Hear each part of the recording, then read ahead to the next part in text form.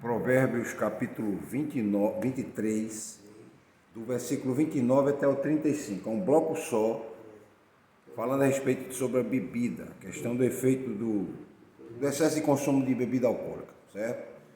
Então eu vou ler o texto aqui todo e depois a gente vai fazer as divisões, a exposição por partes. Diz assim, na versão Almeida Revista Atualizada, né? Para quem são os ais? Para quem os pesares? Para quem as rixas? Para quem as queixas? Para quem as feridas sem causa? E para quem os olhos vermelhos? Para os que se demoram em beber vinho? Para os que andam buscando bebida misturada? Não olhes para o vinho quando se mostra vermelho, quando resplandece no corpo e se escoa suavemente.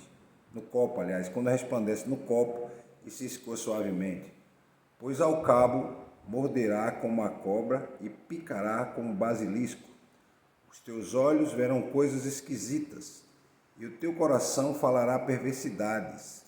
Serás como o que se deita no meio do mar e como que se deita no alto do mastro. E dirás, espancaram-me e não me doeu, bateram-me e não o senti. Então despertarei, então tornarei a beber. Então vejam só, essa é a versão revista e atualizada. Na versão da tradicional linguagem de hoje, chamada linguagem de hoje, diz assim: quem é que grita de dor? Para quem são as tristezas? Quem é que vive brigando e se queixando? Quem é que tem os olhos vermelhos e ferimentos que podiam ter sido evitados? É aquele que bebe demais e anda procurando bebidas misturadas. Não fica olhando para o vinho que brilha no copo, com a sua cor vermelha e desce suavemente, pois no fim ele morde como uma cobra venenosa. Você verá coisas esquisitas e falará tolices. Você se sentirá como se estivesse no meio do mar enjoado, balançando no alto do mastro de um navio. Então você dirá, alguém deve ter batido em mim. Acho que levei uma surra, mas não me lembro.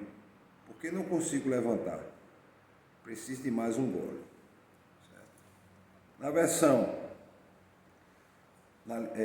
Bíblia Viva, diz assim: quem tem o coração carregado de dor, de quem são as tristezas, quem vive brigando e se queixando, de quem são os ferimentos desnecessários, quem está sempre com os olhos inchados, é o homem que passa horas e horas bebendo vinho. São os que andam misturando vários tipos de bebida.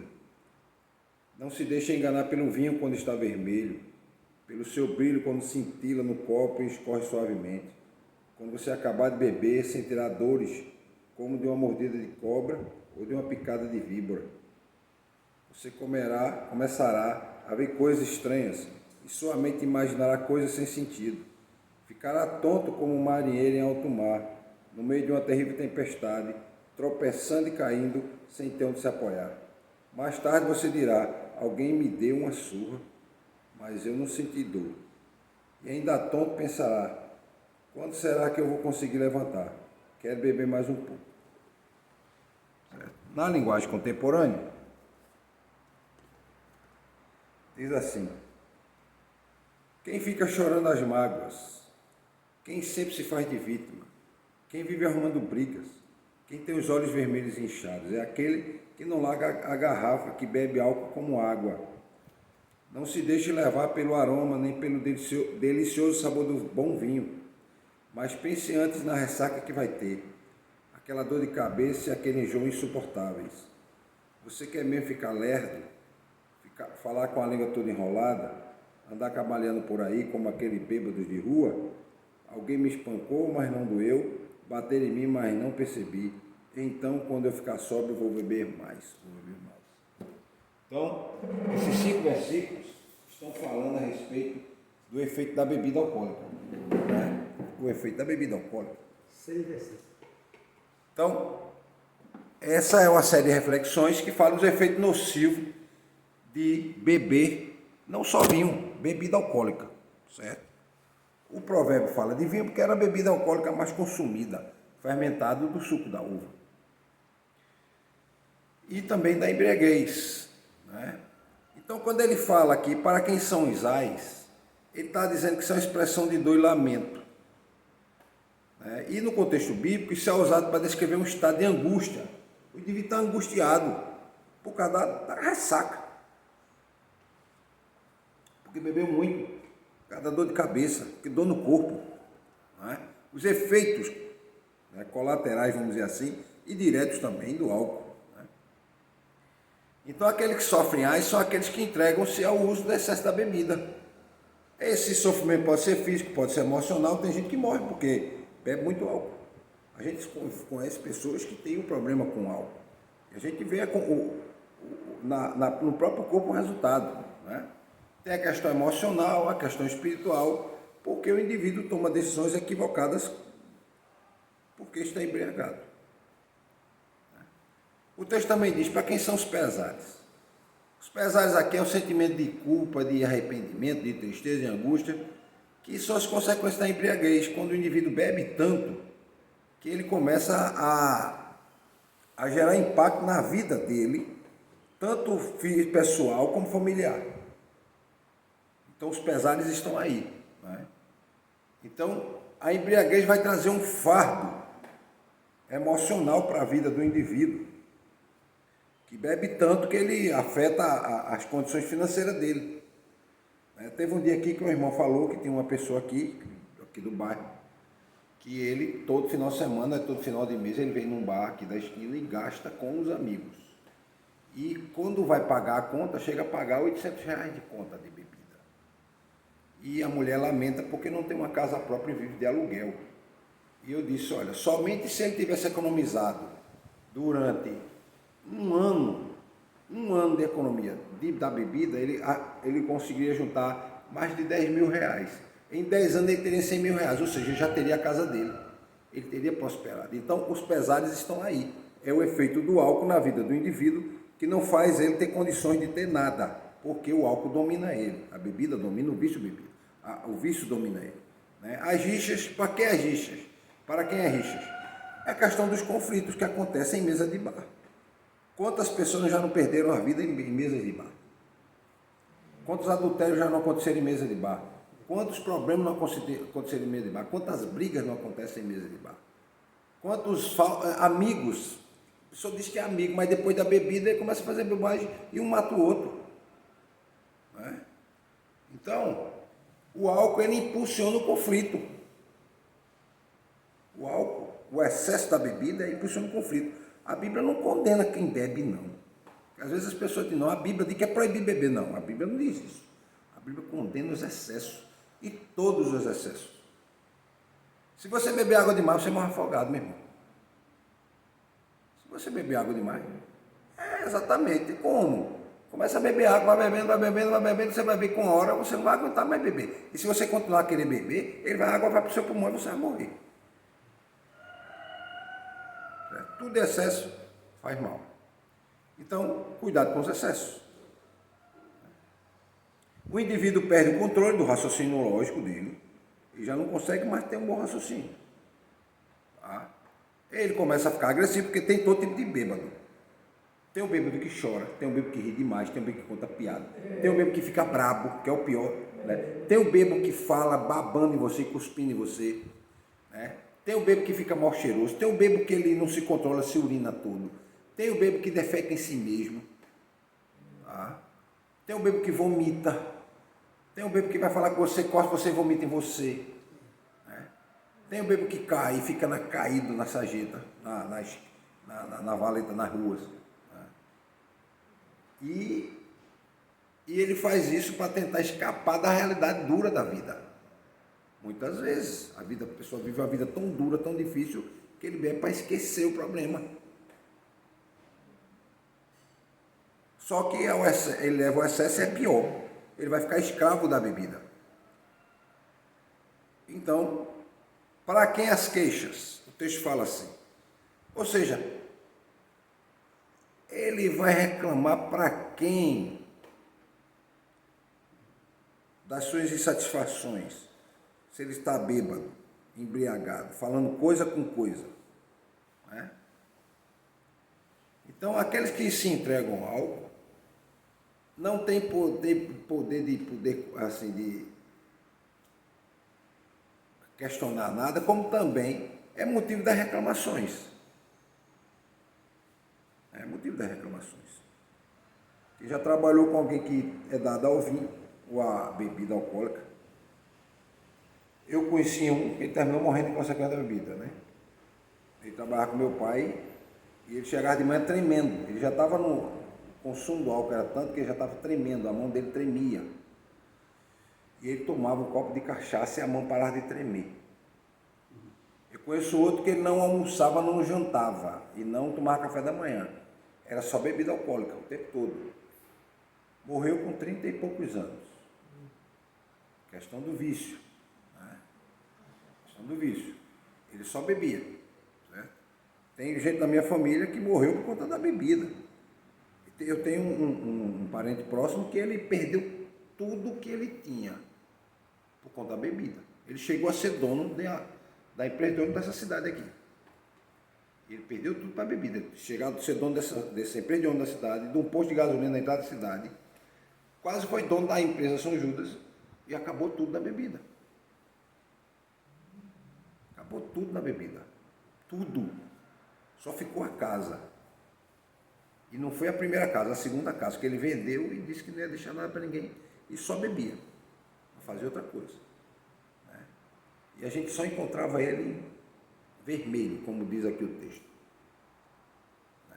Só encontrava ele vermelho. Ele sempre estava bebendo. Sempre. Sempre estava bebendo.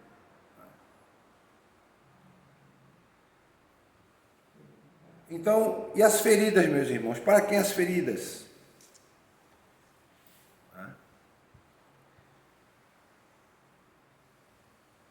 As feridas ficam por conta de quê?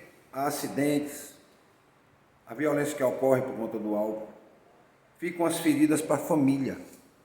Né? A família sofre com o alcoolismo dentro de casa. Os filhos, a esposa. E eu conheci um cidadão em São Paulo e ele teve problema com álcool a vida toda. E ele disse a mim, olha, a gente não pode botar um copo na boca, se botar volta tudo de novo. E ele era líder dos alcoólicos anônimos, né? O AA, né? Associação de Alcoólicos Anônimos. Então, ele disse que a batalha era diária para evitar beber. A batalha era diária. Não podia botar um copo na boca. E a bebida é o seguinte, para você tornar um alcoólatra, você tem que beber o primeiro copo. E a gente não sabe quem tem tendência ao alcoolismo. Né? Não sabe. Eu não sei se eu comentei com os irmãos, eu tenho acho que uns 12, 13 anos, e eu comecei a beber. Influenciado pelos colegas, né? Que começam a oferecer bebida pra gente, né? E aí eu lembro que uma vez eu fui tomar um copo de cachaça. Eu acho que eu tenho uns 14 anos. Isso eram as 10 para 11 horas da manhã. E eu bebi. E quem bebe álcool sabe que o álcool arde e queima. Ele queima muito. E eu bebi e não senti nada. Não senti nada. Eu senti apenas aquilo doce na minha garganta. E eu me assustei na hora. Aí eu disse assim, eu não vou beber mais não. Aí eu parei de beber. Passei anos e anos sem beber. Por conta disso. Que eu já não estava sentindo mais aquele ardor do álcool, né? Já não estava mais. E a hora que era cachaça, hein? Aguardente, né? E aí eu nunca mais botei um copo de cachaça na minha boca. Aí depois a gente bebe vinho, que é uma bebida fraca, ou senão aquelas bebidas que se diluem se dilui do vinho, né? Que a gente chama de vermute, né? Uma bebida mais suave. É diluída com um pouco de água e com suco de frutas, às vezes, né? A gente misturava com o suco de fruta ou com refrigerante. Mas depois aí eu parei de beber e hoje eu não bebo mais nenhum tipo de bebida alcoólica. Já há um bom tempo. Não bebo mais. Então, ele tem esse problema, né? Ele traz problema para você também. Então, essas feridas que o texto fala é resultado do próprio comportamento imprudente de quem bebe. Tá? Os olhos vermelhos já sabe por quê, é um sinal físico da embriaguez, né?